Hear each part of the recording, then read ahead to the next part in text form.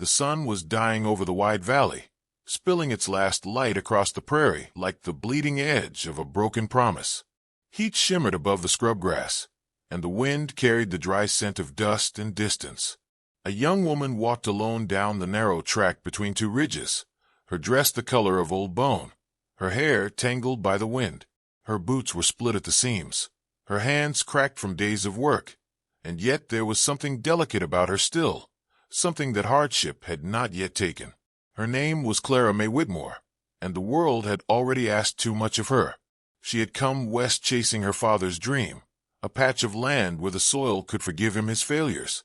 He'd said the West would make them new again, but fever had taken him before the first harvest, and the neighbors who'd promised help faded away, like smoke when her money did.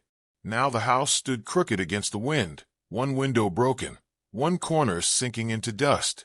The world seemed to look right through her, as if she were already half gone. That evening, the air felt different. The lights sharpened, as though the horizon were holding its breath. Clara fed the last of the grain to her horse, Willow, then leaned against the stall, listening. There was nothing but the creak of the barn door and the long sigh of the wind. Still, her heart beat quick, uneasy.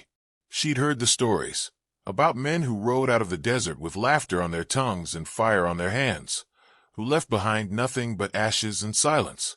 She tried to shake the thought, but it clung like dust. Inside the cabin, she lit a lamp, its flame trembling in the thin glass. On the small table lay her father's Bible and the silver locket he'd given her when they left Missouri. She traced its edge with her thumb, whispering a prayer she could barely remember the words to. Outside, a coyote cried, lonely and sharp, and for a moment she wished she could cry back. She blew out the lamp and sat in darkness. Her breath came shallow. Then she heard it, hooves, faint but steady, far out beyond the ridge. One rider, maybe more. She froze, her hand finding the edge of the window frame. The sound drew closer, growing clearer, deliberate. The horse snorted, leather creaked, and then laughter cut through the night, low, careless. Too close. Clara's heart stuttered. She moved quietly to the door and slipped out the back, skirts brushing the dry grass. The moon was rising, throwing silver light across the fields. She ran to the barn and pressed herself against the rough boards, praying the night would hide her. The hooves stopped somewhere near the cabin. A man's voice called out, rough and mocking. Another answered, slurred with drink. She couldn't make out the words, only the tone, like boys tormenting a wounded thing. Her breath trembled. She crouched behind the hay bales, whispering to the horse, "If they come, please hide me." The mare shifted softly, as if she understood. Minutes dragged like hours. Then, as suddenly as it began, the sound of the riders faded. Only the whisper of the wind remained. Clara stayed there long after, her knees shaking, until dawn began to blush the sky. By morning, the world looked unchanged, but she wasn't fooled. She stepped outside and found the prints, hoof marks circling the cabin, a boot scuff near the porch. Her hands trembled as she brushed dust from the steps. Whoever they were, they'd seen her land. They might come back. She was still staring at the tracks when she heard another horse approach. Her stomach tightened. She reached for her father's rusted rifle leaning against the wall, though she knew it hadn't fired in years. The rider came into view, tall, broad-shouldered, wearing a worn duster and a brown hat pulled low. He slowed near the gate, raising a hand in peace. "Morning," he said, voice calm, low as river water. Clara hesitated. The man looked too sure of himself to be a drifter, too quiet to be trouble. His horse was clean, his gear well kept. She kept the rifle pointed low, but didn't lower her guard. "You lost?" she asked. "No, ma'am. Saw your fence line split. Thought you might need help before the wind tears the rest down." She studied him. The easy way he sat the saddle, the faint scar beneath his jaw, the sunburn at his throat. There was strength in him, but no swagger. She didn't trust easily anymore, but something in his tone softened her stance. "I manage," she said. He nodded once, like a man who'd expected that answer. "Name's Samuel Hayes. Got a ranch few miles west. If you ever need supplies, come by." She didn't answer, and he didn't press. He dismounted anyway, picked up the fallen fence post, and drove it back into the ground with the blunt side of his hatchet. He worked in silence, sweat darkening the collar of his shirt, and when he was done, he simply tipped his hat. "Take care, Miss Whitmore." "How do you know my name?" He paused, half smiling. "The postmaster knows everybody's business in a small place. Yours came up more than once." He swung into the saddle and rode off, leaving her staring after him. For a long time, she stood there, watching the dust settle. No one had fixed something for her without asking payment since her father died. It felt unsettling. That night, she couldn't sleep. She kept hearing his voice in the wind, steady, unhurried, like someone who carried time differently. She wondered what kind of man patched a stranger's fence for nothing. The lamp flickered, shadows stretching long across the room, and her eyes fell again on the locket. She opened it and looked at the tiny photograph inside. Her father, smiling beneath a sky that had once promised everything. She closed it and whispered, "Maybe someone still keeps their word." The next day passed quietly. She worked the soil, mended what she could, hummed an old hymn under her breath. But as dusk neared, she caught sight of something on the ridge, a glint of metal, gone as quickly as it came. Her heart stumbled. She thought of the man who'd laughed outside her home. She thought of Samuel's calm eyes, the way he'd said take care like he meant it. By the time the sun sank, the valley felt too still again. She fed the horse, latched the door, and set the rifle within reach. The first stars blinked awake, and the wind carried the faint smell of smoke from somewhere unseen. She stood by the window, her reflection trembling in the glass, listening for hooves. In the silence, she finally understood the shape of her fear. It wasn't just of what might come, but of what might not. That no one would come at all. Then, just as the last light faded, a sound rose out of the distance. Hoofbeats. Sure and steady, not wild. A single rider. The wind bent the grass in ripples, and her breath caught in her throat. She didn't move as the shape grew clearer in the dusk. A tall figure on horseback heading straight for her cabin. Her hand tightened on the rifle, but her heart whispered a different name. Days bled into weeks, each sunrise carving new shapes of light across the valley. The fear that had once lived in Clara's chest did not vanish, but it learned to breathe beside something else, something slower, steadier. Samuel Hayes began to appear at the edge of her land like the dawn itself, quiet and inevitable. He'd ride in after chores on his ranch, carrying small things she hadn't asked for: nails, a loaf of bread, a coil of rope, and each time, she told herself it would be the last. But he always found another reason to stop by, and she always found herself waiting for the sound of his horse's hooves. He never crossed her threshold without asking. He'd take off his hat at the door, stand there a moment like a man asking permission to enter a memory. When she did let him in, it was never for long, just long enough to share coffee, or mend something broken. He had a way of moving through her small cabin as if it were sacred ground, careful not to disturb even the silence. She began to notice the small things about him, the scar beneath his left eye, the roughness of his hands, the way his voice softened when he spoke her name. One afternoon, he found her kneeling in the field, digging a small trench to guide the rainwater toward her struggling crops. The sun hung heavy, and sweat had darkened her dress at the shoulders. Samuel dismounted, took the shovel from her gently, and began to dig without a word. She wanted to protest, but something in his quiet strength stilled her. Together, they worked until the trench curved neatly toward the soil. When it was done, he leaned on the handle, breathing hard, and said with a faint smile, "The land's stubborn here. Needs patience." She wiped the dust from her brow. "Everything out here needs patience." Their eyes met for a heartbeat too long, and something unspoken moved between them, a shared understanding of loneliness, of trying to survive a world that had taken too much and left too little. Then he nodded, tipped his hat, and walked away. That night, Clara dreamed of water running through dry soil. When she woke, she could still feel the echo of it, the sound of something living finding its way through the cracks. In the weeks that followed, the valley softened. The wild wind lost some of its cruelty, and the nights grew almost kind.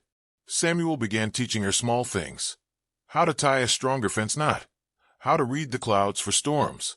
In return, She taught him how to make biscuits that didn't turn to stone, laughing when he burned the first batch. Their laughter startled even them.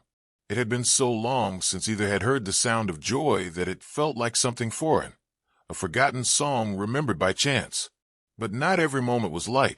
One evening, as the sky bruised to purple, Samuel found Clara sitting by the steps, staring out at the horizon. He sat beside her without speaking.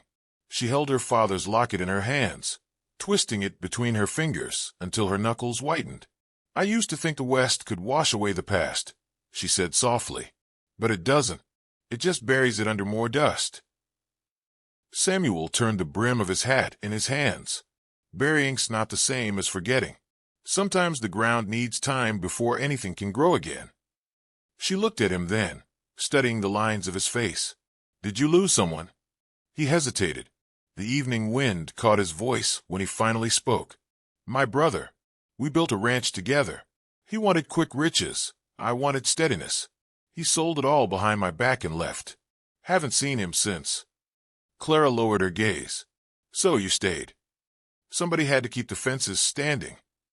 For a moment, they just sat there, the silence between them rich with understanding. The air smelled of sage and distant rain. It was after that evening that she began to trust him differently. Not as a protector, not as a neighbor, but as someone who carried his own ghost gently. When he came by, she no longer flinched at the sound of his horse. She'd set 2 cups on the table instead of 1. They spoke little, but every glance carried the weight of what neither dared to say. Then came the night when fear returned. It started with smoke. A column rising in the distance, faint at first, then darker. The scent reached her before the sight did. Burnt wood, charred flesh. She stood on her porch, watching the sky bruise black with ash. A neighbor's farm, she realized. Too close. Too soon. By the time Samuel rode up, the air was thick with it. His horse was lathered, his jaw tight. "They hit the McAllister place," he said. 5 men, maybe more.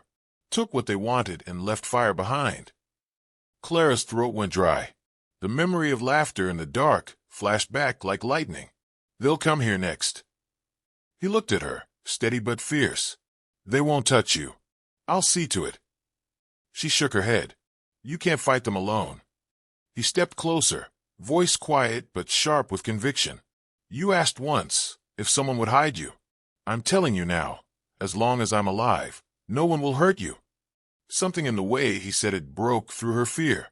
It wasn't a promise born of pride, but of care, a vow from one wounded soul to another. For a moment, the world narrowed to the space between them, to the trembling air and the sound of her heartbeat echoing in her ears. That night, he stayed by the cabin, keeping watch. Clara sat inside, unable to sleep, listening to the wind brush against the walls. She thought of all the people who had left and the one who hadn't. She realized then that safety wasn't a place. It was a person's steady breath outside your door. At dawn, she stepped out and found him still there, eyes rimmed with fatigue, rifle across his lap. The rising light painted him gold. For the first time in months, she felt the fragile bloom of peace. The days that followed carried a strange calm. The riders did not return, though word spread of raids farther north. Samuel stayed close, building new fences, fixing her roof when storms came. Sometimes they spoke of the past, sometimes not at all. Yet with each shared silence, the air between them filled with something unspoken but certain. One evening, when the wind died and the sky turned molten, Samuel asked if she'd like to see his ranch. She agreed, and he led her through the hills to where the land opened wide, dotted with wildflowers and lowing cattle. He showed her a small stream winding through the rocks, the place he came to think. She knelt, touched the water, and smiled faintly. "It's beautiful." He looked at her, and for the first time, his eyes softened with something more than kindness. "You make it look that way." She blushed, turned away, and he didn't press. They rode back in near silence, the horizon glowing behind them. When they reached her land, he helped her down, his hands lingering a moment longer than before. As he mounted to leave, she said quietly, "You don't have to keep coming back." He met her eyes. "I know." He rode off into the fading light, dust rising around him like smoke. She watched until he disappeared beyond the ridge.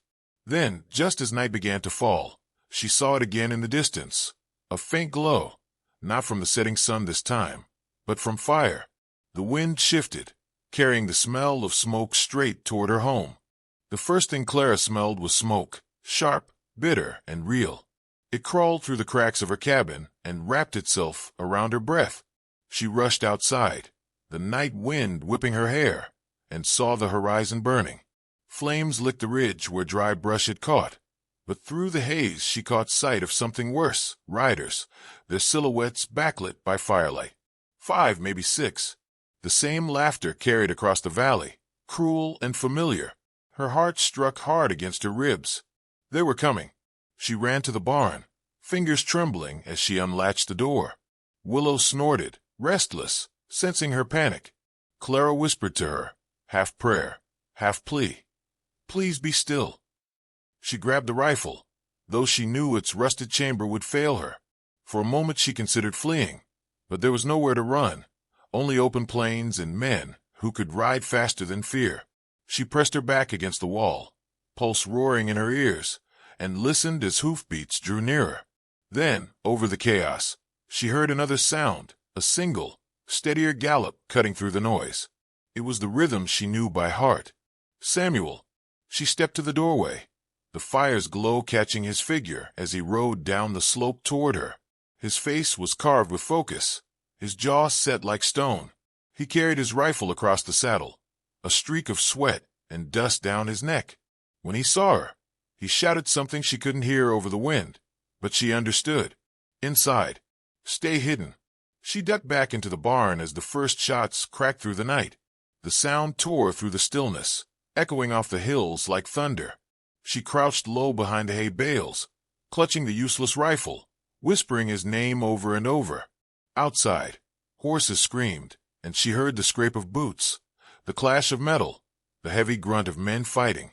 She covered her ears, praying for silence, praying for his voice. When it came, it was a low growl, carried on the wind. "Get off this land." Another gunshot answered him.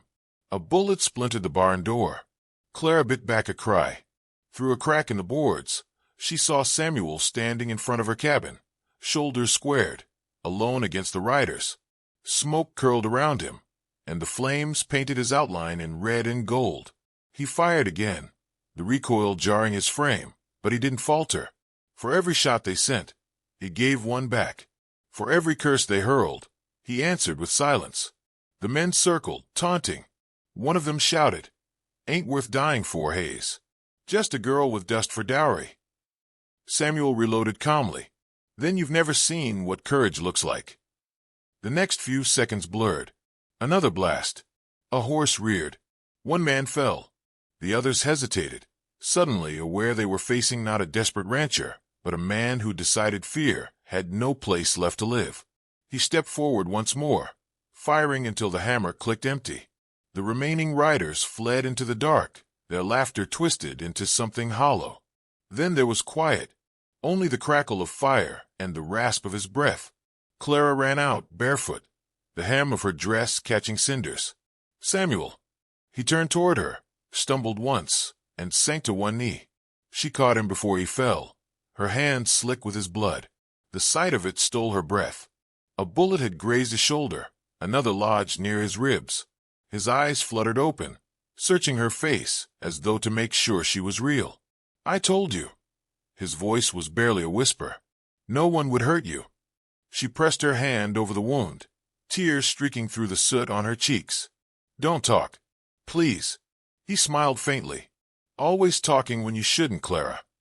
She tore a strip from her skirt and pressed it to his side, trembling. The fire behind them had died to embers, and the night grew suddenly vast. She dragged him toward the cabin, her small frame straining under his weight, her breath ragged. Inside, she laid him on the cot, hands shaking as she poured water over the wound. He gritted his teeth, the veins in his neck standing out, but he didn't cry out. "Hold on," she said, voice cracking. "Just hold on." He caught her wrist. "You're stronger than you think." She wanted to scream that strength meant nothing if it couldn't save him. Instead, She pressed her forehead to his and whispered, "You can't leave me. Not after all this." The wind moaned outside, pulling smoke through the window. Somewhere in the distance, coyotes began to howl. Hours slipped by in the slow rhythm of pain and prayer. She cleaned, stitched, and whispered to him the way her father once prayed over her fevered nights. He drifted between sleep and waking, his breath shallow but steady. She didn't realize she was crying until his fingers brushed her cheek. "Still here," he murmured. "Always." By dawn, the sky broke open with color, the valley glowing gold again as if nothing had ever burned. Samuel stirred, groaning, and when he opened his eyes, she was sitting beside him, hair tangled, dress streaked with ash. "You made it," she whispered. He managed a faint grin. "You doubted me." She laughed softly through tears, and the sound was like a door opening in her chest. For the first time since she'd come west, she felt the weight of loneliness lift. They sat there as the light grew, the silence between them not empty but whole. Later, neighbors came riding in, drawn by the smoke. They found Clara cleaning the porch, Samuel propped up on a chair with his arm bound. The story spread before sundown, how one man stood against six to protect a woman most had forgotten existed. Folks started bringing bread, nails, blankets, as if kindness could make up for all the years they hadn't seen her. Clara thanked them, but her eyes always drifted back to Samuel. Weeks passed. The valley healed in slow breaths. The soil, once scorched, began to green again. Clara tended the fields while Samuel recovered, his strength returning like the seasons, quiet, patient, unstoppable. Sometimes she caught him watching her, and neither spoke. The unspoken words hung between them, alive and waiting. One evening, months later, he walked with her down to the river where the cottonwoods swayed. The world had softened into spring. He took her hand, rough against her smaller one. "You don't owe me anything," he said. She looked at him, sunlight flashing in her eyes. "You're wrong. I owe you peace. The kind you gave me." He smiled then, not as a man proud of what he'd done, but as one finally forgiven by the world. They stood in silence, the river murmuring its endless hymn, and when he leaned close, the world seemed to still. That night, under a sky thick with stars, they spoke vows, with no witnesses but the wind. The valley itself seemed to bow in quiet reverence. Years later, people would tell the story. The rancher who fought for a woman no one else would protect, and the woman who taught him that love was the bravest kind of survival. But on that morning, as they stood before their rebuilt cabin, Samuel turned to her and said, "The land remembers what's been defended. Maybe hearts do too." Clara looked out at the horizon, where smoke no longer rose, but light shimmered like promise. "Then let it remember us," she whispered. Far off, thunder rolled across the sky, low and distant, like the echo of hooves fading into forever.